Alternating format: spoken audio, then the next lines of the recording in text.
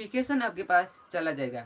Okay दोस्त, और मैं आप लोगों को बार बार बताऊँ, अगर किसी भी सब्जेक्ट में आप लोगों को दिक्कत हो रहा है, Hindi, social science, science, math, इन इन जितने भी मैंने विषय का नाम धरा, अगर आप में थोड़ा सा भी दिक्कत हो रहा है तो क्वेश्चन को मतलब कमेंट में बता दीजिए कि मुझे इस सब्जेक्ट में यहाँ दिक्कत हो रहा है। आपका क्वेश्चन का आंसर, आपको जो क्वेश्चन डाउट होगा उसको आपको सॉल्व कर दिया जाएगा।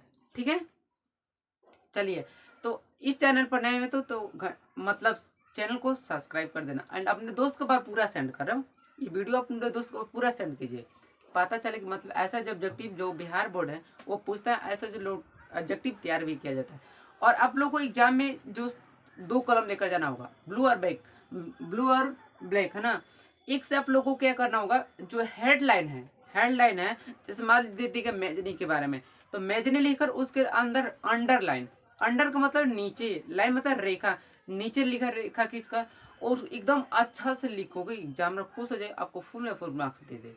ओके, ऐसे और लिखने का भी तरीका इस वीडियो में मिलेगा, आपको एग्जाम से पहले मिल जाएगा। ठीक है, आप लोगों को टेंशन नहीं लेना है। चलिए, तो हम गद्य खंड लेकर आए, उसके बाद हम काव्य खंड लेकर आएंगे।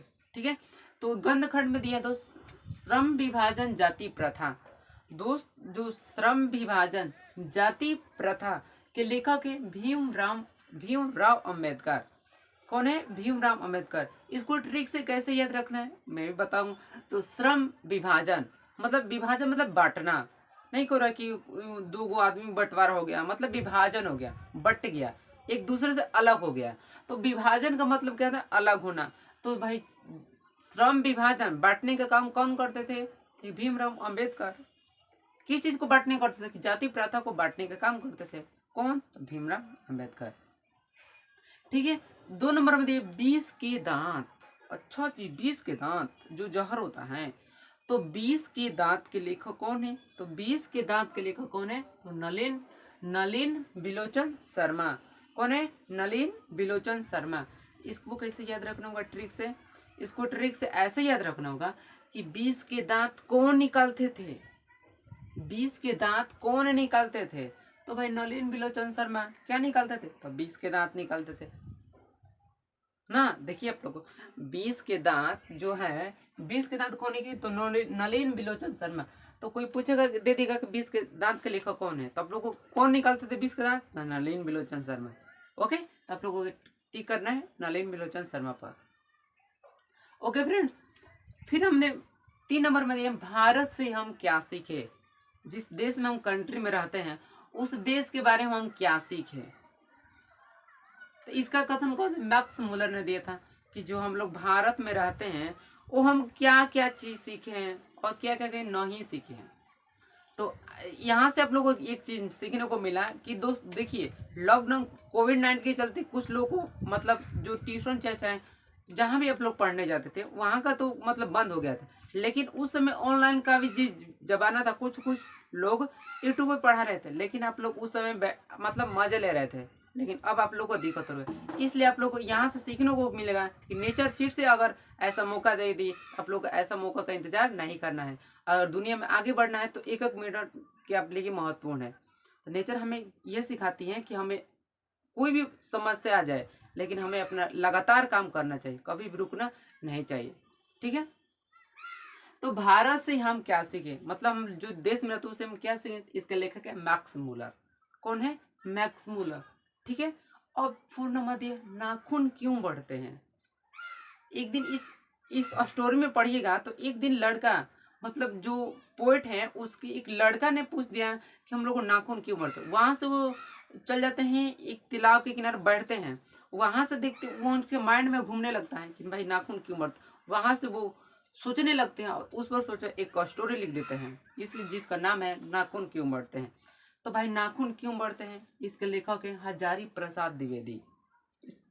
हजारी प्रसाद द्विवेदी क्या लिखे हैं जी? तो नाखून क्यों बढ़ते हैं। ठीक है, कोई दिक्कत हो रहा है क्या आप लोग का? नहीं। फिर दिए दोस्त नागरी लिपि मतलब निबली लिपि मतलब एक प्रकार की भाषा है ना। लिपि मतलब एक प्रकार की भाषा है। तो नागरी लिपि नगर में बोली जाने वाली भाषा, नागरी लिपि। जैसे हिंदी, अंग्रेजी, उर्दू, संस्कृत ये भाषा है ना, वो लिपि मतलब भाषा होता है ना। तो ये नागरी लिपि मतलब नागर में बोलने वाली भाषा को कहते हैं। इसके लेखक कौन है? गुणाकर मूले। कौन है? गुणाकर मूले। ओके, फिर जैसे बहादुर। बहादुर, ये दोस्त बहादुर पार्ट है, इसमें हर एक साल एक या दो क्वेश्चन बिहार बोर्ड पूछता है। पहला ऑब्जेक्टिव यहाँ से पूछता है कि बहादुर को किसने लिखा था? अमरकांत। नो डाउट पूछते हैं बहादुर का पूरा नाम क्या है? तो दोस्त यहाँ से आप लोगों को मिलेगा। मैं इसका ऑब्जेक्टिव भी तैयार करूंगा, मतलब जो बिहार बोर्ड द्वारा पूछा गया है तो उसका मैं ऑब्जेक्टिव भी आप लोगों को मतलब दूंगा वीडियो में, मतलब अगले वीडियो में आप लोगों को ऑब्जेक्टिव हिंदी का डालूंगा। ठीक है, तो जो पहला हो गया। दूसरा देते बहादुर का पूरा नाम क्या है? तो दोस्त बहादुर का पूरा नाम है दिल बहादुर। बहादुर का पूरा नाम है क्या? दिल बहादुर। 4 को ऑप्शन दे लगा, दिल बहादुर, महाबहादुर, कुछ भी देगा वगैरह वगैरह, तो आपको दिल बहादुर पर टिक करना है। ओके, फिर दोस्त इसमें स्टोरी यही सिखाया गया है कि दो बहादुर नेपाली हैं, तो नेपाली है, उसका रहन सहन। एक दिन वो क्या किया था कि भैंस को चराने ले गया था जंगल में, उसका मैं थोड़ा सा स्टोरी बना को आप लोगों को एग्जाम आएगा तो लिख देना। तो माँ ने भैंस बोल दिया कि जाओ तुम जंगल में भैंस को चराने, तो वहां से क्या किया वो कि जंगल में लेकर भैंस को चला गया। लेकिन पता नहीं जंगल में भैंस को इतना पिटाई कि भैंस रोने लगी। जब वो घर पर ले आया तो माँ समझ गई कि बहादुर ने पीटा होगा। फिर उसको माँ पीट देती है, बहादुर को माँ पीट देती है। वहां से वो चल जाता है कहीं दूसरे तक काम करने, है ना। तो यही उस पार्ट में दिखाया गया है। तो दोस्त जब ये पूछेगा कि बहादुर का पूरा नाम क्या है, बताना है दिल बहादुर। पूछता है कि बहादुर अपने माँ के मार के कारण घर क्यों छोड़ देता है, ऐसा कुछ करके क्वेश्चन आता है। ठीक है, फिर अगले में परंपरा का मूल्यांकन। परंपरा का मूल्यांकन, परंपरा का मूल्यांकन मतलब कि मूल्यांकन का सामाजिक मतलब नामांकन कराना। जैसे मैं नहीं, आप लोग सुने होंगे कि 8 क्लास में मूल्यांकन हो रहा है, मतलब नाम लिखा रहा है। मूल्यांकन मतलब लिखना, मतलब आप उसमें जा रहे हैं, मतलब बढ़ावा करना। जैसे मैं 8 क्लास में कोई का नाम लिखा था, मतलब उस क्लास में क्या है, नामांकन हो रहा है, मूल्यांकन हो रहा है, तो नहीं बोलता है। तो ये मैंने परंपरा का मूल्यांकन कौन लिखते थे? तो रामविलास शर्मा। परंपरा का मूल्यांकन कौन लिखते थे? तो रामविलास शर्मा। अच्छा जी, फिर दिया है जित जित मैं निखुरत हूँ। भाई जित जित मतलब वो जीतते थे हमेशा, निखुरत थे, जीत जीत कर निखुरत थे। तो कौन? पंडित बिरजू महाराज। आप लोग यहाँ से सीखने में जित जित जब भी पूछेगा तभी मेरे बिरजू महाराज, क्योंकि शहनाई, हारमोनिया, सितार, गिटार, ये ऐसा करके वाद्य यंत्र पर बजाते थे ना बिरजू महाराज, नो डाउट। तो जित जित में निखुरत हूँ किसने लिखा है? तो बताना है पंडित बिरजू महाराज। इसका पूरा नाम है पंडित बिरजू महाराज। ओके, फिर दिए दोस्त आविन्यो। क्या दिए जी? आविन्यो दे दिया। अच्छा जी, आविन्यो। आविन्यो तो असुख, देखिए ना नाम से कितना बढ़िया नाम रहता है। आविन्यो तो असुख, मतलब आविन्यो कौन घूमने जाते थे जी? आविन्यो कौन घूमने जाते थे? तो अशोक वाजपेयी कहाँ जाते थे घूमने? आविन्यो। तो कभी आप लोग को भी तो कुछ लड़कों का कि कहीं मतलब एग्जाम के चलते सीरियस हैं, आप लोग कहीं घूमने का मौका नहीं मिला है, तो सोचेंगे ना कि एग्जाम देने के बाद हम यहाँ वहाँ घूमेंगे। तो आप इंजॉय कीजिए, ज़्यादा मतलब इंजॉय भी करना चाहिए, लेकिन आप आगे वो कुछ ड्रीम हो आपका तो एग्जाम करना मतलब इंजॉय भी करना चाहिए, पढ़ना भी चाहिए। ओके, तो आप लोग इंजॉय के साथ साथ कुछ पढ़ना भी चाहिए। ठीक है, नहीं तो क्या कहते हैं एग्जाम दे दिए कुछ लड़कों की जो बात करो, अब 3 महीने के बाद तो रिजल्ट आता है, वो 3 महीने खूब घूमेगा, फिर जो याद किया मतलब जो रिपीट में है वो सब भूल जाएगा, फिर अगले क्लास में जाएगी 11 में। लेकिन 9th और 10th की जो बात पढ़ना है वहीं उसमें भी पढ़ना है। जिसमें आप लोग प्रकाश का परिवर्तन पढ़ना है, थोड़ा सा इसमें कम है, लेकिन अगर 12 क्लास में जाएगा तो वहीं बढ़ा देता है, डीप कर देता है, गहरा में जाना पड़ता है। सेम वही बात सीखने को मिलेगा, इसमें कम तो उसमें ज़्यादा, सेम वही बात है। उसमें बताया जाए कि जब सूर्य की प्रकाश पड़ती तो वो परिवर्तन हो जाता है, वही सेम में वही भी सिखाया जाता है। परिवर्तन के दो नियम में उसमें भी वही सीखने को मिलेगा, लेकिन थोड़ा सा गहरा में ना। तो घूमने के साथ एंजॉय भी करना, मतलब एंजॉय भी करना है, पढ़ना भी। ओके, तो भाई चलिए आविन्नो देखिए दोस्त, यहाँ भी अ है और यहाँ भी अ है, और नाम से पकड़ लीजिएगा, शुरू का अक्षर अ होगा, यहाँ भी अ है। तो आविन्नो कौन घूमने जाते थे? तो अशोक वाजपेयी, अशोक वाजपेयी। ठीक है, फिर दोस्तों मछली। भाई मछली या मछली कौन खाते थे? तो विनोद कुमार शुक्ल। आप नॉनवेज आएंगे कमेंट में बताइएगा ना, मछली भाई कौन कौन खाते थे? मछली कौन खाते थे? तो रामविलास शर्मा, सॉरी विनोद कुमार शुक्ल। मछली कौन खाते थे? विनोद कुमार शुक्ल। अच्छा, फिर देखिए नौबत खाने में इबादत। नौबत खाने में मतलब उसको नौबत आ गई है, नहीं बचपन में कोई हमारा नौबत ऐसा खराब हो गई बा, नहीं कुछ कोई बोलता है तो नौबत खाने में इबादत के लेखक है यतीन्द्र मिश्र। कौन है? यतीन्द्र मिश्र। ओके, फिर दे शिक्षा और संस्कृति। शिक्षा मतलब शिक्षा एजुकेशन, और संस्कृति मतलब उस वहाँ का रहन सहन। संस्कृत में कहीं वहाँ का रहन सहन, संस्कृत मतलब संस्कृत नहीं है। तो शिक्षा और संस्कृत के लेखक है महात्मा गांधी। महात्मा गांधी जो है वो शिक्षा और संस्कृत को लिखे हैं।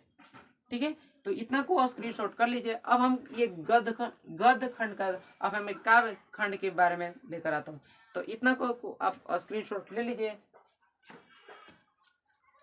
चलिए तो दोस्तों अब हम आगे बढ़ते हैं। वो था गद्य खंड, अब हम जानेंगे काव्य खंड के बारे में। और ये दोस्त जो भाग है वो वर्णिका भाग 1 है, और जो आप लोग एक और हिंदी का बुक है जिसको वर्णिका भाग 2 कहते हैं, उसका भी मैं लेखक और नाम के बारे में आप लोगों को बताऊंगा। ठीक है, इस वीडियो को शुरू से वांच तक देखिए, शुरू से अंत तक वांच कीजिए, आप लोग कुछ ना कुछ सीखने को जरूर मिलेगा। ठीक है, तो राम नाम बिनु बिरथे जगी जन्मा, मतलब नाम बिनु बिरथे जगी जन्मा। इसके लेखक है गुरु नानक। गुरु नानक का जन्म हुआ था 1469 में तलवंडी नामक एक जगह पर हुआ था गुरु नानक का जन्म। ठीक है दोस्त, फिर प्रेम ऐनी श्री राधिका। प्रेम ऐनी श्री राधिका, इसके लेखक कौन है? तो रस खान है। कौन है जी? रस खान। रस खान प्रेम में करते थे किसे? तो राधिका जी से। इसके लेखक कौन है? रस खान। ओके, फिर दिया अतु सुधु स्नेह को मार्ग है। अति मतलब कम, शुद्ध स्नेह को मार्ग मतलब उसका जो रास्ता है वो कम क्या है? स्नेह है, मार्ग है। के लेखक कौन है? घनानंद है। ठीक है, फिर दे स्वदेशी एक पाठ है जो आप लोग को मिलेगा काव्य खंड में। इसका लेखक है बद्री नारायण चौधरी। इस स्वदेशी के लेखक है बद्री नारायण चौधरी, जिसको बोलते हैं और एक नाम से प्रेमघन के बारे में, या कभी कभी प्रेमघन देता है, या कभी इसका पूरा नाम आप लोग को याद करना होगा, बद्री नारायण चौधरी, या इसको प्रेमघन दे देगा। ठीक है, तो इसको पूरा नाम टोटल याद करना होगा, बद्री नारायण चौधरी, नो डाउट। फिर देखिए दोस्त भारत माता मतलब उसमें देखिएगा भारत माता, इससे से भी एग्जाम में कई बार क्वेश्चन पूछा है कि भारत माता का आंचल कैसे मतलब मटेला हो गया है, ऐसे करके देता है। तो इसके लेखक है सुमित्रानंद पंत। उसमें बताया गया है कि दोस्त भारत माता की आंखों में आंसू आ जाते हैं, मतलब इसमें कई बार बताया गया है कि धूल से उसके आंचल कैसे मटेला हो जाता है ना, उस कहानी मिलेगा। फिर जनतंत्र का जन्म। जनतंत्र के जन्म के लेखक कौन है? तो है रामधारी सिंह दिनकर। अगर आप याद करने वाले विद्यार्थी हैं, आप में टैलेंट है, जुनून है, तो आप लोग याद कर सकते हैं। ठीक है, हर किसी में अंदर एक टैलेंट, एक जुनून होता है, कुछ सब किसी में होता है, तो कोई छुपाता है तो कोई दिखाता है। दोस्त आपके अंदर एक टैलेंट है दोस्त, सामने दिखाइए, दुनिया के सामने दिखाइए। यही समय है आपको इतिहास रचने का, यही सामने है दुनिया के आगे इतिहास रचने का। इसलिए आप में जो भी टैलेंट है वो दूसरे के सामने प्रकट कीजिए। ठीक है, फिर तो हिरोशिमा के लेखक है सच्चिदानंद हीरानंद वसायन अज्ञय। ये कभी कभी ये अज्ञय देता है ऑप्शन में, आप लोग को देखिए पूरा नाम याद रखना होगा। हिरोशिमा के लेखक है सच्चिदानंद हीरानंद वसायन अज्ञय, नो डाउट। फिर देख एक वृक्ष की हत्या मतलब उस पाठ में बताया गया कि एक वृक्ष की हत्या हो जाती है, उसके लेखक कौन है? कुंवर नारायण। किसके लेखक है? एक वृक्ष की हत्या का। ठीक है, फिर देख हमारी नींद के लेखक कौन है? वीरेंद्र डगवाल। और यहाँ से आप लोगों में 10 में मिलेगा अक्षर ज्ञान। इस पार्ट से मतलब पंक्ति से पूछता है, इसमें 4 को स्टैंडा दीजिएगा, मतलब स्टेंजा मतलब पंक्ति दीजिएगा, उसमें बताएगा कि ये पंक्ति किस पार्ट से उदित है और इसके लेखक कौन है और इसकी व्याख्या कीजिए। इसमें दोस्तों बताया गया कि माँ अपने बेटे को क मतलब ऐसा कि लिखवाती क तो वो लिख नहीं पाता है, तो ये वहाँ से वो क्वेश्चन बनता है कि माँ की आंसू और कब और क्यों आते हैं। तो माँ की आंसू इसका आंसर होगा लगातार कोशिश करने के बाद जब उसके बेटा अंगा नहीं लिख पाता है, इसलिए माँ के आंसू आने लगते हैं। ठीक है, इसका आंसर होगा। तो अक्षर ज्ञान के लेखक कौन है? वो है जी अनामिका जी। ठीक है, 11 नंबर दोस्त यहाँ से लिखे हैं ताकि हम वर्णिका भाग 2 की ओर बढ़ते हैं। ठीक है, तो लौट कर आऊंगा फिर के लेखक है जीवनानंद दास। ठीक है, और फिर दिया दोस्त मेरे बिना तुम प्रभु, मतलब मेरे बिना तुम प्रभु के लेखक कौन है? तो रेनर मारिया रेलके मेरे बिना तुम प्रभु के लेखक है। ये रहा गद्यखंड और काव्यखंड, तो आप स्क्रीनशॉट ले लीजिए। अब हम लेते हैं 5 या 6, उसमें से ऑब्जेक्टिव मिलेगा वो वर्णिका भाग 2 से। ठीक है, तो आप लोग इतना को स्क्रीनशॉट कर लीजिए। चलिए तो दोस्त अब हम जानेंगे वर्णिका भाग 2। तो यहाँ पर लिखा गया वर्णिका भाग 2।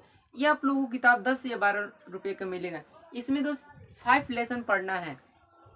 इससे भी आप लोग को एग्जाम में 10 या 15 मार्क्स का क्वेश्चन पूछ देता है। ठीक है, यहाँ से दोस्त 5 को जो लेखक है और क्या लिखे हैं उनके लेखक से तो इसमें तो 2 या 3 मार्क्स का फिक्स पूछता है। तो यहाँ सब लोग लेखक हैं और जो लिखे हैं उसका नाम। इसमें दही वाली मगमा लेखक है कौन? श्रीनिवास। दही वाली मगमा कौन लिखे हैं? तो श्रीनिवास लिखे हैं जी। दही वाली मगमा, उसमें देखिएगा वो दही बेचती थी, उसमें कहानी बहुत इंटरेस्ट कहानी है उसमें। दही वाली मगमा क्या बेचती थी? दही बेचती थी। ढहते, यहाँ पर धरती विश्वास के लेखक है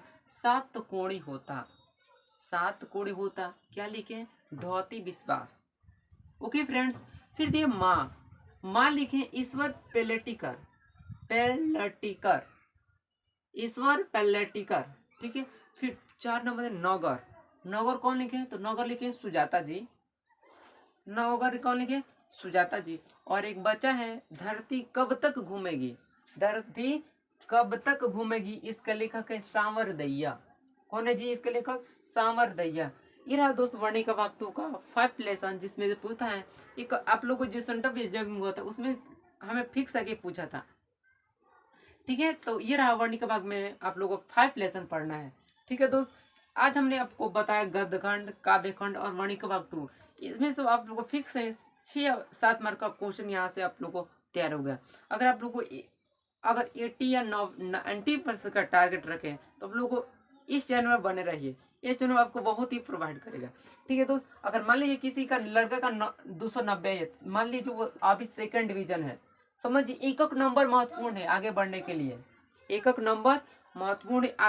लिए। इसलिए हर वीडियो को देखिए, हर वीडियो से आप लोगों को कुछ ना कुछ सीखने को मिलेगा। ठीक है, आप आज हमें इतना रहते हैं, मिलेंगे नेक्स्ट वीडियो में। वीडियो अच्छी लगी तो मैं बार बताता हूँ अपने दोस्त के पास सेंड कर दीजिए। ठीक है, और वीडियो पसंद आए तो लाइक कीजिए, कमेंट कीजिए एंड वीडियो को शेयर कीजिए। थैंक्स फॉर वॉचिंग एंड जय हिंद, जय भारत।